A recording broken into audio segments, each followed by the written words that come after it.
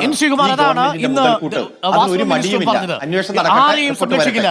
ഈ അയ്യപ്പന്റെ സ്വർണം കട്ടത് ആരാണെങ്കിലും ആ കള്ളന്മാർക്കൊപ്പമില്ല.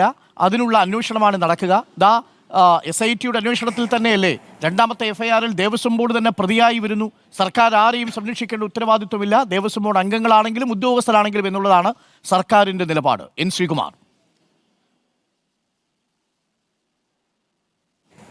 നോക്കൂ ഡോക്ടർ അരുൺ, ഈ CPM നേതൃത്വത്തിന് ഈ ശബരിമലയിലെ സ്വർണം കാണാതായ വിഷയത്തിൽ നമ്മുടെ ജനങ്ങൾക്ക് കൃത്യമായ ഉത്തരം നൽകാൻ ഇതുവരെ പറ്റിയിട്ടില്ല.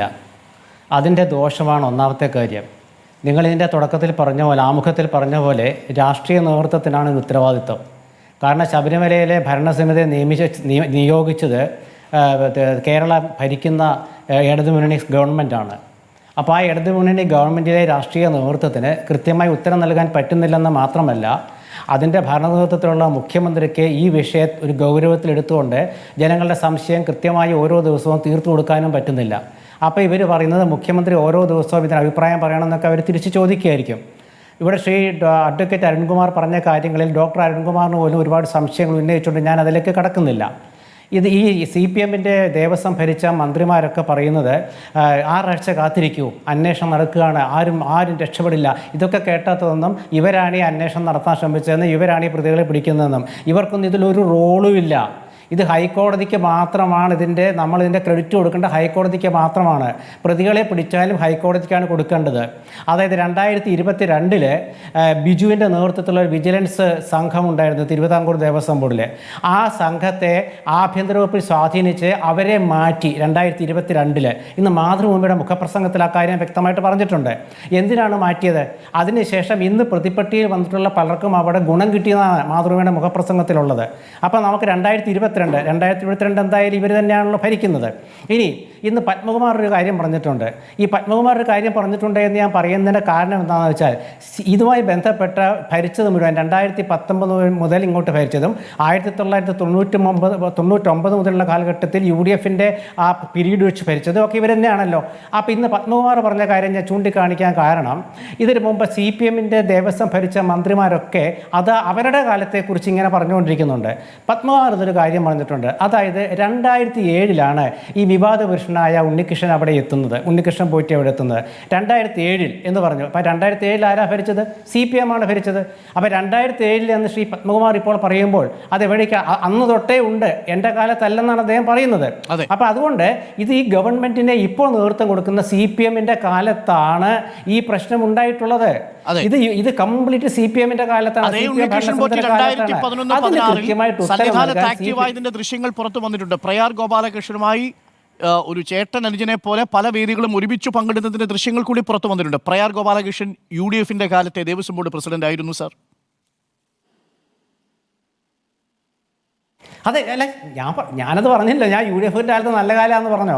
അത് ഈ ദേവസ്വം ഭരണസമിതിയെക്കുറിച്ച് നമ്മുടെ അഭിപ്രായങ്ങൾ വേറെയുണ്ട്. കാരണം ഈ ക്ഷേത്രഭരണത്തിൽ രാഷ്ട്രീയ നേതൃത്വം അത്ര ക്ലീൻ ആണോ എന്ന് ചോദിച്ചാൽ മിക്കവാറും ക്ലീൻ അല്ല എന്നുള്ളത് നമുക്ക് പലവട്ടം അറിയാമല്ലോ. ഈ ദേവസ്വം ഭണ്ണാരി എണ്ണുമ്പോഴൊക്കെ നമ്മൾ കണ്ടിട്ടില്ല ചില വീഡിയോ ദൃശ്യങ്ങളൊക്കെ. അത് വേറെ വിഷയമാണ്. ഞാനിവിടെ പറയുന്നത് ഇവർക്കിടയിലുള്ള കാര്യം ഓർമ്മയുണ്ടാവുമല്ലോ ശ്രീകുമാറിന്.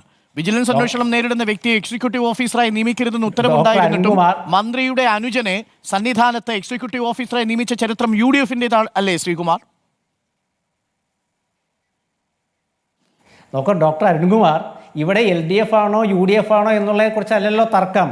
LDF ഭരണകാലത്തുണ്ടായ ശബരിമലയിലത്തെ സ്വർണം കാണാനില്ല എന്നുള്ളത് LDFൻ്റെ ഭരണകാലത്തുണ്ടായതാണ്. അത് UDFൻ്റെ 2011 തൊട്ട് 16 വരെ ഉണ്ണികൃഷ്ണൻ പോറ്റി എന്നുള്ള ശബരിമലയിൽ ഉണ്ടായിരുന്നെങ്കിൽ, അതാണ് ഞാൻ പറഞ്ഞത്, 2007 CPM ഭരണകാലത്ത് വന്ന അദ്ദേഹം 2011 അവിടെ തുടർന്നു. പക്ഷേ 2011 തൊട്ട് 16 വരെ അവിടെ സ്വർണ്ണവുമായി ബന്ധപ്പെട്ട വിവാദങ്ങളൊന്നും ഇതുവരെ വന്നിട്ടില്ല. നമുക്ക് വരുമ്പോൾ ചർച്ച ചെയ്യാം. ഇതിപ്പോൾ വന്ന കാലത്തെക്കുറിച്ചാണ് നമ്മൾ ചർച്ച ചെയ്യുന്നുള്ളൂ. ഇപ്പം നമ്മളെ ഇത് ന്യായീകരിക്കുക, ഇതിനെ തുലനം ചെയ്യാൻ വേണ്ടി നമ്മൾ അങ്ങോട്ട് പോകേണ്ട കാര്യമില്ല. ഈ രാഷ്ട്രീയ നേതൃത്വം ഏറ്റെടുക്കാറില്ലെന്ന് സൂചിപ്പിച്ചെന്നേ ഉള്ളൂ. അന്ന് ശിവകുമാറിന്റെ കാര്യത്തിൽ ഉത്തരവാദിത്വം കോൺഗ്രസ് ഏറ്റെടുത്തില്ല. പത്മകുമാറിന്റെ കാര്യത്തിൽ ഇപ്പോൾ CPM അത് ഏറ്റെടുക്കുന്നില്ല. ഡോക്ടർ അരുൺകുമാർ, വ്യത്യാസമുണ്ട്. ഇത് ശബരിമലയിലത്തെ ദ്വാരപാലകരുടെയും ശബരിമലയിലത്തെ ശ്രീകോവിലിന്റെ സ്വർണ്ണപ്പകളികളും എടുത്തുകൊണ്ട് പോകുന്നതും അവിടെ പാത്രം വാങ്ങുന്നതും ഇതിപ്പോൾ കാണാതായ കണക്ക് നമ്മുടെ മുന്നിലുള്ളത് 50 പവൻ്റേതാണ്. വിലയുടെ വിശ്വാസത്തിൻ്റെ മൂല്യം ഞാൻ കുറച്ച് കാണിക്കുന്നില്ല. പക്ഷേ സ്വർണത്തിൻ്റെ മൂല്യം കണക്കിലെടുത്താൽ 50 പവൻ എവിടെ കിടക്കുന്നു, 1,87,00,000 എവിടെ കിടക്കുന്നു?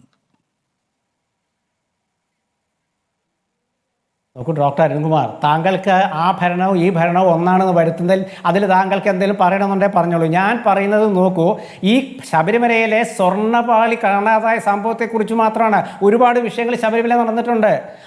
ഏലം വാങ്ങിച്ചതിൽ അഴിമതി നടന്നിട്ടില്ല ഇടതു മുന്നണിയുടെ കാലത്ത്. അത് ഞാനിവിടെ ഉന്നയിക്കുന്നില്ലല്ലോ. ശക്തിയുടെ പേര് ഞാൻ ഉന്നയിക്കുന്നില്ലല്ലോ. അരവണ പായസം നശിപ്പിച്ചു കളയാൻ വേണ്ടി അരവണ പായസം നശിപ്പിച്ച് കളയാൻ വേണ്ടി കോൺട്രാക്ട് ക്ഷണിച്ചതിനെ കുറിച്ച് അവിടെ ഉന്നയിക്കുന്നില്ലല്ലോ. ഞാനിവിടെ പറയുന്നത് ശബരിമലയിലത്തെ അയ്യപ്പൻ്റെ ശ്രീകോവിലിന് മുമ്പിലെ ദ്വാരപാലകരുടെ സ്വർണ്ണ കവചങ്ങളും അവിടുത്തെ വാതിലിൻ്റെ സ്വർണവും അതുപോലെ കട്ടളയുമായി ബന്ധപ്പെട്ട സ്വർണവും കാണാതായത് മാത്രമല്ല, അത് കൊണ്ടുപോയത് എങ്ങനെയെന്ന് ചോദിക്കുമ്പോൾ ഓരോ ഘട്ടത്തിലും സ്വർണം കുറഞ്ഞു വരുന്നു. അതിവിടെ പരിശോധിക്കപ്പെട്ടില്ല. അത് പരിശോധിക്കപ്പെട്ടില്ലെന്ന് മാത്രമല്ല, അത് അന്വേഷിച്ചുമില്ല. ഇത് അന്വേഷിക്കാൻ ഹൈക്കോടതി തീരുമാനമെടുത്തപ്പോൾ മുഖ്യമന്ത്രി പറയുന്നു ഞങ്ങളും ഹൈക്കോടതിയൊക്കെ ഒരേപോലെ പോകുന്നേ. മന്ത്രി വാസവൻ പറയുന്നു ആരും രക്ഷപ്പെടില്ല, ഞങ്ങളൊക്കെ നന്നായിട്ട് അന്വേഷിക്കുന്നുണ്ട്. ഇവർക്കൊരു റോളുമില്ല, ഒരു റോളുമില്ല. അന്വേഷണം പ്രഖ്യാപിച്ചതിലോ ദേവസ്വം വിജിലൻസിലോ തുടക്കവും അവിടെ നിന്നല്ല. ഞാൻ ഒന്ന് അങ്ങയിലേക്ക് മടങ്ങി വരാം.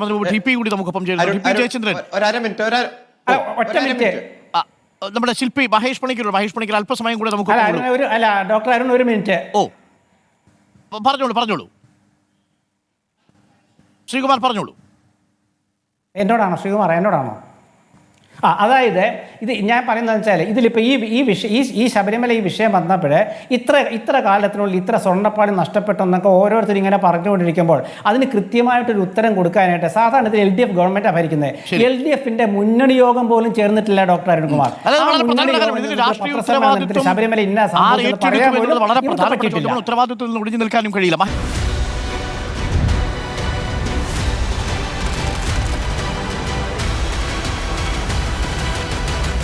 Debate with Dr. Arun Kumar.